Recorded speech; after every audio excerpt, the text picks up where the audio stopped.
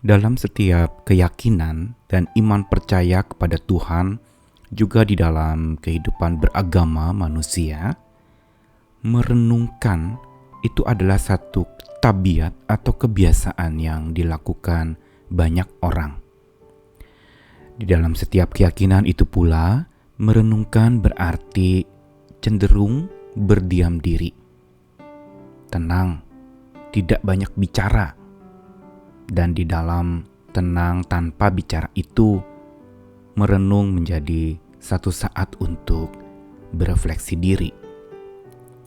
Namun sesungguhnya perenungan yang harusnya kita lakukan kepada Tuhan bukan perenungan sepanjang masa, bukan sebuah refleksi yang tanpa henti, tetapi itu hanya dilakukan sejenak, dilakukan sementara waktu, untuk kemudian ada tindak lanjut lagi.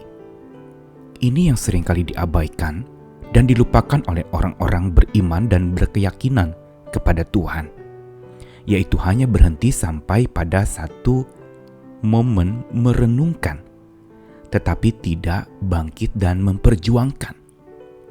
Berefleksi saja tanpa beraksi lebih lagi. Gambaran merenung sesungguhnya seperti seorang bermain ketapel dan ketika ditarik mundur, bagian yang lentur itu dengan ada batu di dalamnya, lalu dilesatkan untuk jauh ke depan. Mundur beberapa langkah untuk melesat maju lebih banyak langkah lagi. Atau sering disebutkan seperti retreat. Mundur sejenak untuk maju, bergerak lebih kuat lagi. Ini yang harusnya memang menjadi gambaran yang jelas untuk kita merenungkan Tuhan. Merenung yang tidak lalu kemudian kita menjadi mematung, berdiam. Lalu kemudian kita bergeming, diam saja, tidak bicara, persis seperti patung. Karena itu bangkitlah dan mari kita bersama-sama memahami bahwa merenung bukan mematung. Saya Nikolas Kurniawan kembali menemani di dalam Sabda Tuhan hari ini dari Efesus pasal 4 ayat 11 sampai 15. Dan ialah Tuhan yang memberikan baik rasul-rasul maupun nabi-nabi, baik pemberita-pemberita Injil maupun gembala-gembala dan pengajar-pengajar, untuk memperlengkapi orang-orang kudus bagi pekerjaan pelayanan, bagi pembangunan tubuh Kristus, sampai kita semua telah mencapai kesatuan iman dan pengetahuan yang benar tentang anak Allah, kedewasaan penuh, dan tingkat pertumbuhan yang sesuai dengan kepenuhan Kristus.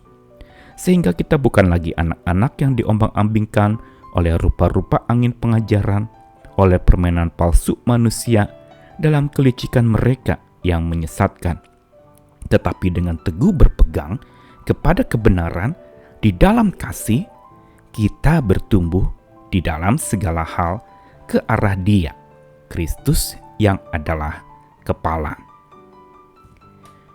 Surat Paulus kepada jemaat di Efesus mengingatkan dan membangkitkan lagi semangat orang-orang yang sudah disebut dan menjadi manusia baru.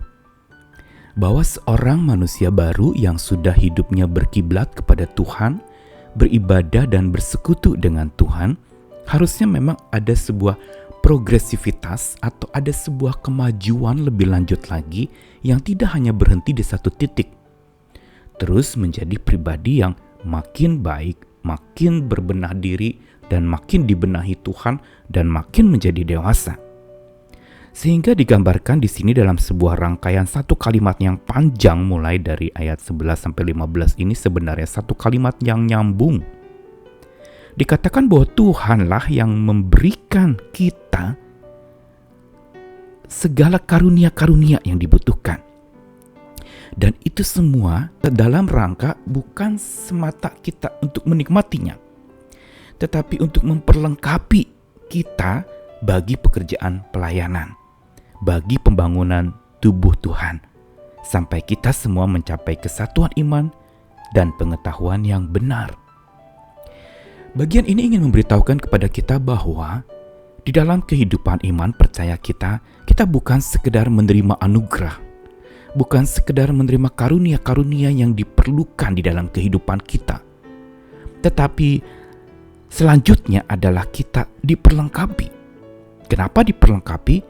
Diperlengkapi bukan untuk supaya kita hidupnya lengkap, menjadi sempurna, bukan, tapi ada satu tindak lanjut lagi, yaitu diperlengkapi untuk bekerja. Bukankah dikatakan tadi, Tuhan memperlengkapi kita bagi pekerjaan pelayanannya, bagi pembangunan tubuhnya. Berarti ada pekerjaan, ada pembangunan. Kita harus bekerja dan kita harus membangun. Inilah sebenarnya satu bagian yang lengkap di dalam karya renungan kita, yaitu merenung bukan sepanjang masa, bukan selalu, karena kalau renung saja, jangan-jangan kita menjadi ditenung oleh sikap merenung kita. Kita mungkin bisa menangisi keadaan kita tenggelam di dalam duka, tenggelam di dalam kabung yang begitu berkepanjangan dan kita tidak mau keluar lagi dari situ. Merenung yang seperti itu adalah merenung yang sesungguhnya mematikan, membuat kita menjadi seperti patung, membuat kita menjadi seperti orang yang bergeming, diam saja, tidak melakukan apa-apa. Tetapi merenung yang benar dari ayat ini ingin dikatakan bahwa itu adalah sebuah momen di mana sejenak kita berhening. Sejenak kita hening, sejenak, bukan selamanya hening. Ada saat untuk bicara, ada saat untuk berdiam diri. Dan ketika kita berdiam diri, kita harus bicara. Dan setelah kita berbicara, kita ambil waktu untuk berdiam diri. Dan ini silih berganti, menandakan bahwa perenungan kita bukan perenungan pasif yang hanya mengintrospeksi diri, tetapi tidak lalu berinteraksi dengan Tuhan dan orang lain. Merenung yang sesungguhnya adalah sebuah perenungan di mana kita bergantung sepenuhnya kepada apa yang Tuhan berikan, tapi dalam kita bergantung itulah kita diperlengkapi, dan ketika kita diperlengkapi itulah maka kita bekerja dan membangun tubuh Tuhan. Sampai dikatakan di situ kita menjadi pribadi-pribadi yang mengalami kedewasaan penuh, tingkat pertumbuhan yang sesuai dengan apa yang Tuhan inginkan. Dan ditegaskan lagi kita bukan lagi anak-anak yang diombak-ambingkan oleh apapun juga, rupa-rupa angin pengajaran, permainan palsu manusia, kelicikan mereka, dan banyak hal yang bisa mengombang-ambingkan hidup kita. Gelombang-gelombang kehidupan yang ada itu sangat mudah sekali mengombang-ambingkan orang yang bimbang, yang hanya merenung sejenak, tetapi tidak berjuang untuk terus bergerak, melakukan karya yang lebih lagi. Mari kita memahami ini sebagai satu mindset di dalam kita berefleksi atau merenung. Mungkin 10 menit setelah engkau dengarkan renungan ini, sudah lanjutkan dengan melakukan. Jangan hanya berhenti merenung lalu menikmati, merasa enak kedengarannya, menyukai kata-katanya. Tetapi bangkitlah berkata-kata kepada banyak orang. Karena merenung memang bukan mematung, tetapi berhening agar kita bergantung kepada Tuhan, supaya hati kita menjadi bening, dibersihkan. Segala salah kita mohon ampun, kita minta dibereskan di hadapan Tuhan, dan kita pulih kembali. Itulah yang namanya hati jadi bening, dibersihkan oleh perenungan kita yang sejenak kita lakukan, oleh hening kita yang sejenak kita kerjakan.